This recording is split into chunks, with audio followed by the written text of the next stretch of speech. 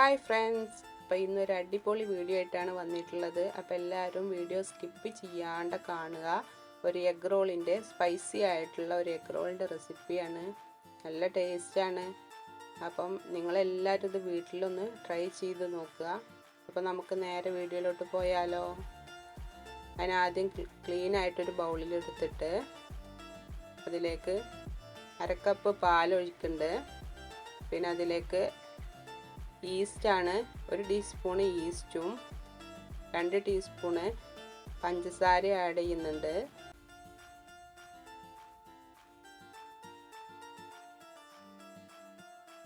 നല്ലതുപോലെ മിക്സ് ചെയ്തിട്ട് ഒരു 10 മിനിറ്റ് നമുക്കിത് റെസ്റ്റിന് വെക്കാം. അത് നന്നായിട്ട് പൊങ്ങി വരും. നന്നായിട്ട് അടച്ചിട്ട് 10 മിനിറ്റ് വെക്കാം. പിന്നെ ബാക്കിയുള്ള ഇൻഗ്രീഡിയൻസ് റെഡിയാക്കാം. അതിന് വേണ്ടിയിട്ട് 1.5 കപ്പ് മൈദ എടുത്തിട്ടുണ്ട്. അതുപോലെ തന്നെ 1/4 ടീസ്പൂൺ ഉപ്പ്, പിന്നെ ഒരു കോഴിമുട്ട,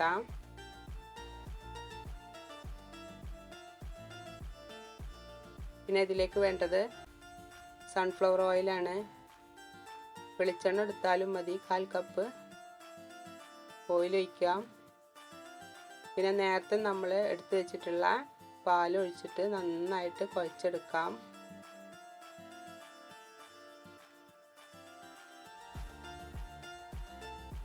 മെഷർമെൻ്റൊക്കെ എപ്പോഴും കറക്റ്റായിട്ട് എടുക്കണം. വെള്ളം കൂടി പോവരുത്. ചപ്പാത്തി മാവിനേക്കാളും ഒത്തിരി ലൂസ് വേണം അതിന്. എന്നിട്ട് ഒരു ബൗളിലേക്ക് മാറ്റിയിട്ട് ഇതുപോലെ എണ്ണ ഗ്രീസ് ചെയ്തിട്ട് 2 മണിക്കൂർ നമുക്കിത് റെസ്റ്റ് ചെയ്യാൻ വെക്കാം. എയർ പോവാതെ നന്നായിട്ട് അടച്ചു വെക്കുക. അപ്പോഴത്തേക്കും നമുക്ക് വൈക്കുള്ള മിക്സ് റെഡിയാക്കാം. ഇനി 2 വലിയ ഉള്ളി എടുത്തിട്ടുണ്ട്. ഇഞ്ചി, വെളുത്തുള്ളി, മഞ്ഞൾപ്പൊടി ഇട്ടിട്ട് നന്നായിട്ട് വഴറ്റിയെടുക്കുക. പിന്നെ ഇതിലേക്ക് ചേർക്കുന്നത് ചിക്കൻ മസാലയാണ്. 1 ടീസ്പൂൺ ചിക്കൻ മസാല ഇടുക. ഇനി വലിയ ഒരു തക്കാളി ആഡ് ചെയ്യുന്നുണ്ട്. വെള്ളമില്ലാണ്ട് നന്നായിട്ട് വഴറ്റിയെടുക്കുക. തക്കാളിയൊക്കെ നല്ല വെന്ത് വന്നിട്ട് വേണം നമുക്ക് ഇതിലേക്ക് കോഴിമുട്ട ആഡ് ചെയ്യാൻ. കോഴിമുട്ട ഞാനിവിടെ കാടമുട്ടയാണ് ഇടുന്നത്.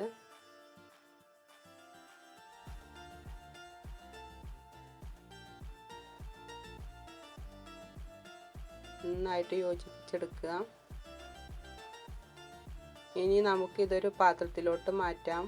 തണുക്കാൻ വേണ്ടിയിട്ട് ഇത് നമുക്കൊരു പാത്രത്തിലോട്ട് മാറ്റി വെക്കാം.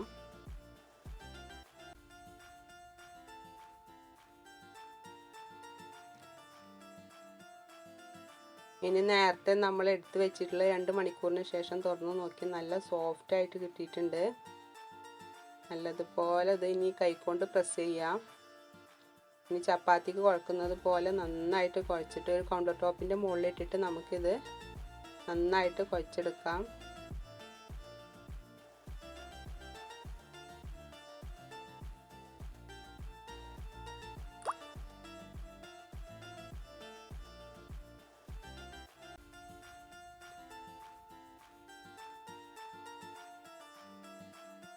എല്ലാവർക്കും ഒത്തിരി ഇഷ്ടമാവുന്നൊരു റെസിപ്പിയാണിത്. അപ്പോൾ എല്ലാവരും വീട്ടിലൊന്ന് ട്രൈ ചെയ്ത് നോക്കുക.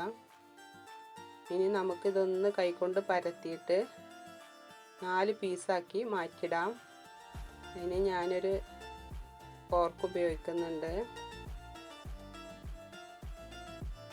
കത്തി കൊണ്ട് കട്ട് ചെയ്താലും മതി.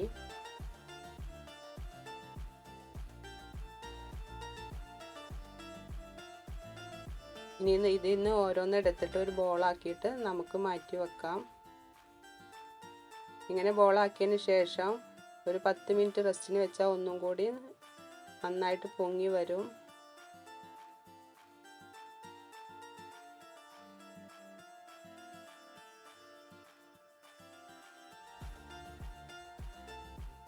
അപ്പം എന്നിട്ട് അതിന് ശേഷം നമുക്ക് ഓരോന്ന് എടുത്തിട്ട് ഫില്ലിങ് നിറയ്ക്കാൻ വേണ്ടിയിട്ട് പരത്തിയെടുക്കാം.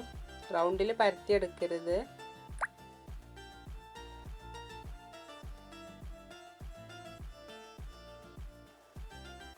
കൈമ ഒട്ടിപ്പിടിക്കുന്നുണ്ടെങ്കിൽ അല്പം എണ്ണ തടവിയാൽ നമുക്കിത് നല്ലതുപോലെ പരത്തിയെടുക്കാൻ പറ്റും.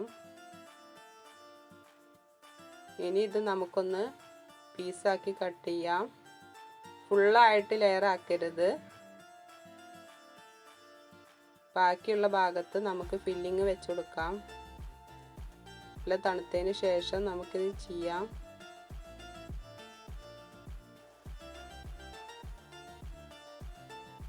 ഇതിൻ്റെ ബാക്കി പീസ് കൊണ്ട് ഒന്ന് കവർ ചെയ്തിട്ട് ഒന്ന് റോൾ ചെയ്തെടുക്കാം.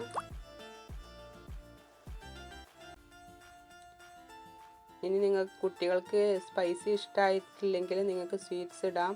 ചോക്ലേറ്റോ അതുപോലെ തന്നെ നമുക്ക് തേങ്ങയും പഞ്ചസാരയും ഇട്ടിട്ട് ഇത് ഫില്ലിങ് ചെയ്യാം.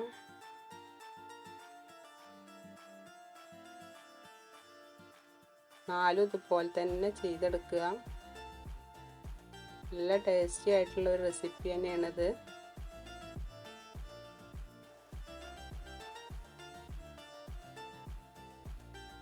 വിരുന്നുകാരൊക്കെ വരുന്നുണ്ടെങ്കിൽ നമുക്കിത് ഉണ്ടാക്കി കൊടുക്കാം. നിങ്ങൾ കട്ട് ചെയ്യുമ്പോൾ പൊട്ടി പോവാണ്ട് നോക്കണം കേട്ടോ.